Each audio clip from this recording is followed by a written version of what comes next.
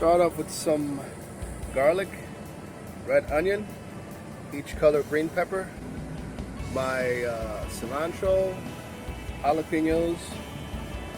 Right now I'm cutting up my jalapenos. This is for my omelet mix and how I make my salads that I make with the avocado. I'm all done cutting it up. Garlic on top, and the rest of the bottom. I use my printer and the cutting board. It takes about an hour to do this. So now I'm gonna mix it up in that fresh produce bag right here because that's the easiest way to mix it. So this is how I do it.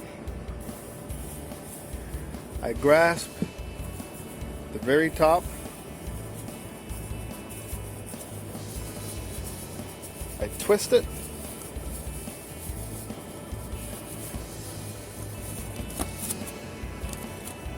Then what I'm going to do is I'm going to just simply shake it.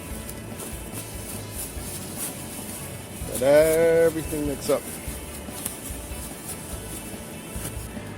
I usually use both hands, but because obviously I'm holding the phone in one. So yeah, just give it a good shake. I put the bag upside down over this little tub here. It's the Gladware interlocking, whatever. Then I simply just tug at the top of this.